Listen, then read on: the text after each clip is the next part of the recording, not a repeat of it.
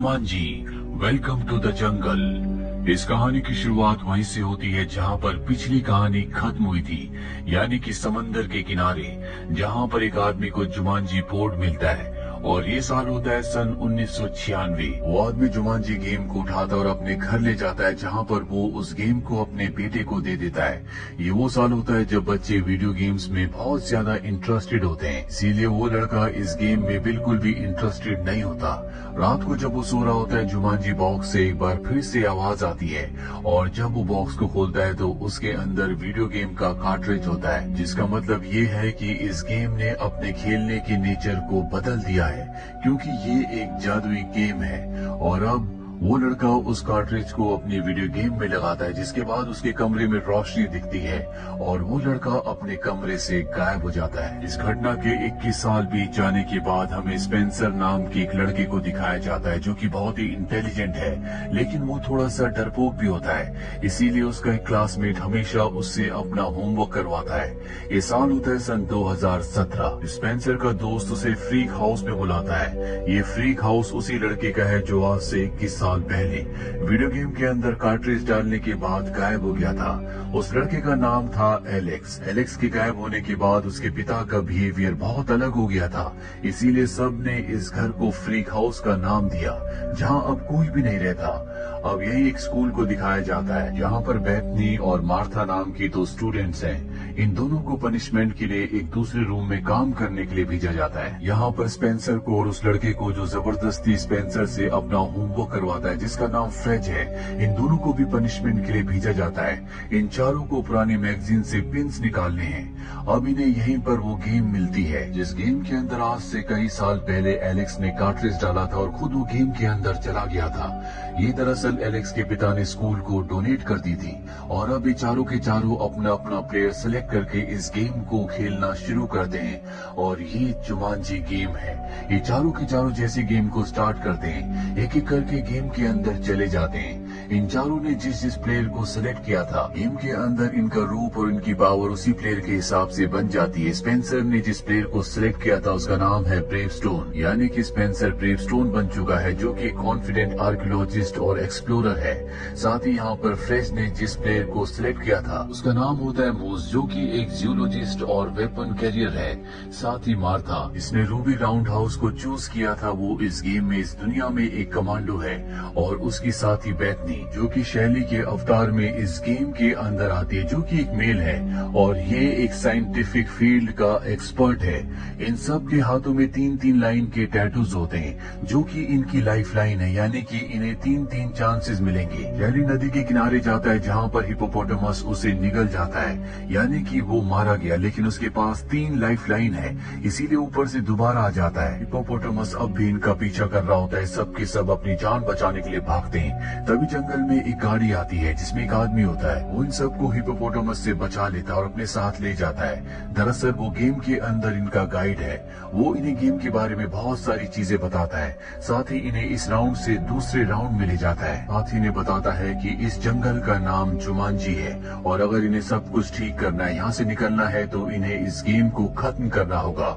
यहाँ पर एक आर्कियोलॉजिस्ट है जिनका नाम वैन है। वैन कई साल पहले अपने पार्टनर जिसका नाम ब्रेवस्टोन है उसके साथ यहाँ पर एक खास किस्म का हीरा ढूंढने के लिए आया था, जो इन्हें एक जैगुआर की बहुत बड़ी पत्थर की मूर्ति की आंख के रूप में मिला। ये जैगुआर की मूर्ति इस जंगल की इस पूरी जगह की रक्षा करती है, लेकिन वैन ने उसकी आंख को, उस हीरे को निकाल दिया, जिसके बाद ये जंगल श्रापित हो गया और इस जंगल में जितने भी क्रीचर्स हैं वो सब के सब उसके अधीन हो गए, यानी कि वो उन सब को कंट्रोल करता है। गाइड इन चारों को बताता है कि एक दिन जब वैन सो रहा था तो मुझे मौका मिल गया, मैंने हीरे को चुरा लिया और अब वो हीरा मेरे पास है। इसके बाद वो हीरा इनको दे देता और कहता है कि तुम्हें इस हीरे को जैगुआर की आंख में लगाना होगा, तभी ये गेम खत्म होगी।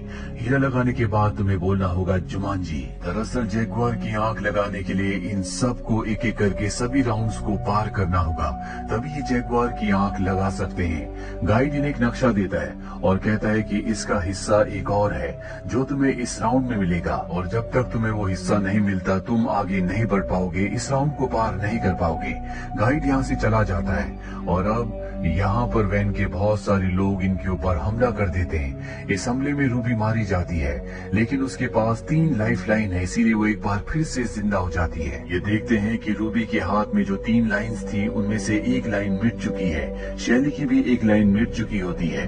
ये समझ जाते हैं कि इनके पास 3 मौके हैं। अगर इन्होंने 3 मौके खो दिए तो ये इस गेम में मारे जाएंगे। अभी सब के सब झरने से कूदकर वैन के लोगों से बच जाते हैं। रास्ते में स्पेंसर जो कि ब्रेव स्टोन है, साथ ही फ्रेड जो कि मोज है, इन दोनों के बीच में आर्गुमेंट्स हो जाते हैं और यहाँ पर फ्रेड यानी कि मोज ब्रेव स्टोन यानी कि स्पेंसर को ऊपर से नीचे धक्का दे देता है, जिससे उसकी मृत्यु हो जाती है। पर अगले पर वो ऊपर से दोबारा आ जाता है, यानी कि उसकी भी एक लाइफ लाइन अब खत्म हो चुकी है। ये सब फैसला करते हैं कि आपस में नहीं लड़ेंगे, बल्कि एक दूसरे का साथ देंगे, क्योंकि इन्हें किसी भी कीमत पर इस गेम को खत्म करना है। ये सब के सब यहाँ से आगे बढ़ते हैं और एक गांव में पहुँचते हैं, जहाँ पर मूज केक खा लेता है, जो उसे नहीं खाना चाहिए था। वो उसकी कमजोरी है। केक खाने के बाद उसकी मृत्यु हो जाती है और मूज की भी एक लाइफ लाइन खत्म हो चुकी है। अभी इनके पास एक बच्चा आता है और कहता है वेलकम टू जुमांजी, और इन सबको अपने साथ ले जाता है, जहाँ पर एक लकड़ी का बॉक्स है। वो कहता है कि अगर तुमने आंखें झपकाई तो तुम मारे जाओगे। ये एक तरह की पहेली है जिसे इन्हें सुलझाना होगा। ब्रेवस्टोन उस बॉक्स के पास जाता है, उसके ढक्कन को खोलता है। अंदर से ब्लैक मांबा निकलता है, जो कि बहुत ही जहरीला सांप है। मोस कहता है कि अगर इसने तुम्हें काट लिया तो 1 सेकंड में तुम्हारी मृत्यु हो जाएगी। इसके अंदर शायद वो नक्शे का दूसरा हिस्सा है जो हमें चाहिए, लेकिन इसके लिए हमें इससे नजर मिलानी होगी। अब सांप इनके ऊपर हमला कर देता है, लेकिन मोस उसके दांत निकाल देता है, क्योंकि अगर वो किसी को काटेगा भी तो किसी को जहर नहीं फैलेगा। और अब उस बॉक्स के अंदर देखते हैं जिसमें एक कागज होता है। उस कागज को खोलने के बाद उसके अंदर हाथी की छोटी सी मूर्ति होती है। कागज में लिखा होता है कि जैसे तुम हाथी को देखो तो चढ़ाई करना शुरू कर देना। ये समझ जाते हैं कि नक्शे का दूसरा हिस्सा ये नहीं है, इन्हें अभी भी उसे तलाश करना होगा। अब जब ये बाहर आते हैं तो वैन के लोग इनके ऊपर हमला कर देते हैं। वैन भी यहाँ पर आ जाता है, पर इससे पहले कि इन सबको पकड़कर यहाँ से ले जाया जाता है, यहाँ पर एक आदमी आता है जो इन सबको निकाल कर एक खुफिया रास्ते से इस जगह से ले जाता है। जल्दी इन्हें पता चल जाता है कि ये और कोई नहीं बल्कि एलेक्स है, जो आज से 21 साल पहले इस गेम के अंदर सबसे पहले आया था। उसकी 2 लाइफ लाइन पहले ही खत्म हो चुकी है और अब उसके पास सिर्फ 1 लाइफ लाइन है। अगर वो मारा गया तो सच में मारा जाएगा। चारों को ये भी पता चलता है कि नक्शे का जो दूसरा हिस्सा था वो कोई कागज का टुकड़ा नहीं बल्कि एलेक्स था, जो कि अब इन्हें मिल चुका है। ये एलेक्स को विश्वास दिलाते हैं कि ये सब उसे मिलकर बचाएंगे और इस गेम को खत्म करेंगे ताकि सब के सब अपने घर वापस पहुंच जाएं। लेकिन इस घाटी को पार करने के लिए इन्हें एक गाड़ी चाहिए। गाड़ी जहाँ पर होती है वहाँ पर बहुत सारे गार्ड्स भी हैं। इन्हें सबसे पहले उनका ध्यान भटकाकर गाड़ी को हासिल करना होगा। अब इनके साथ जो रूबी होती है वो गार्ड्स का ध्यान भटकाने के लिए जाती है और पीछे से सब के सब उस जगह पहुंच जाते हैं जहाँ पर गाड़ियां हैं। यहाँ पर हेलीकॉप्टर भी है। ये इस जगह से निकलने के लिए हेलीकॉप्टर चूज करते हैं। रूबी भी अपनी डांसिंग स्किल के साथ साथ फाइटिंग स्किल को भी यूज करके उन गार्ड्स पर हमला करके हेलीकॉप्टर तक पहुंच जाती है। पर जब सब के सब हेलीकॉप्टर से यहाँ से निकल रहे होते हैं तो वैन के कुछ और गार्ड्स आ जाते हैं जो इनके हेलीकॉप्टर के ऊपर हमला करते हैं, जिससे इनका हेलीकॉप्टर क्रैश होकर एक घाटी खाई में गिर जाता है। वहाँ पर बहुत सारे गेंडे होते हैं जो इनके हेलीकॉप्टर का पीछा करते हैं, जो जल्दी इनके हेलीकॉप्टर तक पहुंच जाएंगे। एक गेंडा अपने सींग से इनके हेलीकॉप्टर के ऊपर हमला करता है, जिससे हेलीकॉप्टर का जो ब्लेड होता है वो अपनी जगह से हट जाता है। अभी चाहकर भी ऊपर नहीं जा सकते।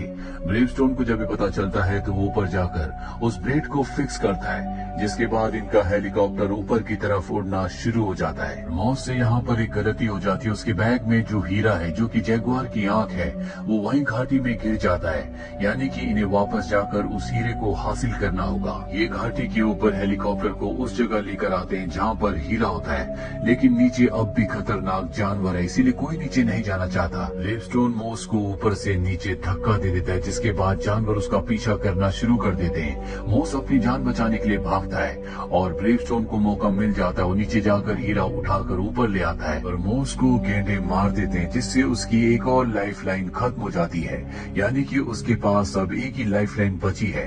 अब ये सब के सब घाटी पार करके ऊपर आ जाते हैं, जहाँ पर एलेक्स को एक मॉस्किटो काट लेता है। ये उसकी एक वीकनेस है, जैसे कि मॉस की केक थी जिसे खाकर उसकी मृत्यु यानी कि एक लाइफ लाइन खत्म हो गई थी। इसीलिए अब यहाँ पर एलेक्स भी मर रहा होता है। शैली, जिसके पास अब भी 2 लाइफ लाइन है, वो अपनी एक लाइफ लाइन एलेक्स को दे देती है, जिससे उसकी जान बच जाती है। यहाँ पर जो ब्रेवस्टोन है वो मार्था को प्रपोज करता है। वो बताता है कि जब हम 7th स्टैंडर्ड में थे तब मैंने तुम्हें पहली बार देखा था और तब से मैं तुमसे प्यार करता हूँ। अब यहाँ पर मार्था भी उसे पसंद करने लगी है, क्योंकि वो असली दुनिया में एक बहुत ही डरपोक लड़का था, लेकिन इंटेलिजेंट था। पर यहाँ पर वो इंटेलिजेंट भी है और एक बहादुर इंसान भी। इसीलिए मार्था उसकी प्रपोजल को एक्सेप्ट कर लेती है। अभी सब के सब फाइनल राउंड में पहुंच चुके हैं, जहाँ पर ये जगुआर की बड़ी मूर्ति को देखते हैं जिस तक इन्हें पहुंचना है। पर उस जगुआर की मूर्ति की रक्षा असली के जगुआर कर रहे हैं। ब्रेवस्टोन तय करता है कि वो पेड़ों के ऊपर से जाएगा, पर वो गलती से पेड़ से नीचे गिर जाता है, जिसके बाद जगुआर उसे मार देते हैं। उसकी भी एक लाइफ लाइन खत्म हो जाती है, यानी कि अब उसके पास भी एक ही लाइफ लाइन है। इसीलिए तय करते हैं कि ये अलग अलग रास्ते से जगुआर की मूर्ति तक पहुंचेंगे। यहाँ पर मूस और शैली अलग रास्ते से दोनों एक साथ जाते हैं। वो भी यहाँ पर वैन के लोगों से फाइट कर रही होती है, क्योंकि वो इन्हें रोकने के लिए यहाँ पर पहुंच गए होते हैं। और ब्रेवस्टोन जो कि सीधे रास्ते से आगे बढ़ रहा होता है। एलेक्स यहाँ पर जगुआर का ध्यान भटका रहा होता है ताकि वो किसी के ऊपर हमला ना करे। अब यहाँ पर वैन भी आ चुका है जो शैली को पकड़ लेता है, लेकिन मूस को यहाँ पर एक हाथी दिखता है जिसके ऊपर बैठकर वो मूर्ति तक पहुंच जाता है। ब्रेवस्टोन देखता है कि वैन के एक आदमी ने रूबी को पकड़ लिया है। वो उसकी जान बचाता है और वैन के आदमी की बाइक लेकर उस जगह पहुंच जाता है जहां पर मूर्ति है। ब्रेवस्टोन देखता है कि वैन ने शैली को गन पॉइंट पर ले रखा है और वो ब्रेवस्टोन से कहता है कि अगर तुमने मुझे हीरा यानी कि आंख नहीं दी तो मैं शैली को गोली मार दूंगा। ब्रेवस्टोन कहता है कि मेरे पास वो हीरा नहीं है। और तभी यहाँ पर एक बहुत बड़ा हाथी आता है जिसके ऊपर मॉस बैठा होता है। हाथी सभी जगुआर को कुचलता हुआ मारता हुआ आगे बढ़ रहा होता है और हाथी के ज्यादा हिलने डुलने की वजह से मॉस के हाथ से हीरा छटक कर ऊपर गिर जाता है। साथ ही यहाँ पर वैन की गन भी गिर जाती है।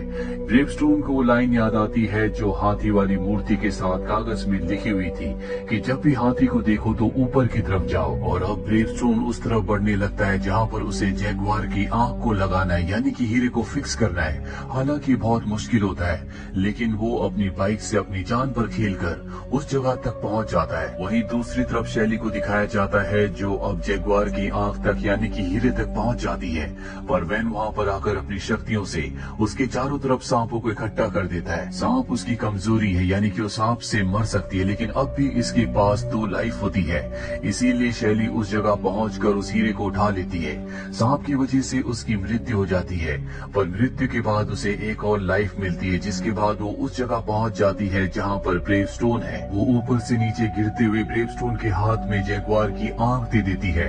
जगुआर उस आंख को जगुआर की आंख की जगह पर लगा देता है, लेकिन यहाँ पर कुछ भी नहीं बदलता। और तभी सबको याद आता है कि आंख लगाने के बाद इन सबको जुमांजी कहना है। अभी ये गेम खत्म होगी। अभी सब के सब एक साथ मिलकर जुमांजी कहते हैं और जुमांजी कहते ही यहाँ पर जंगल पहले की तरह हरा भरा हो जाता है। साथ ही वैन भी यहाँ से गायब हो जाता है। भी यहाँ पर वो गाइड आता है जिसने इन्हें जगुआर की आंख यानी कि हीरा दिया था। वो इन सब का शुक्रिया अदा करता और कहता है कि तुमने हमारे जंगल को यानी कि जुमांजी को श्राप मुक्त कर दिया। वो पहले की तरह हरा भरा हो गया।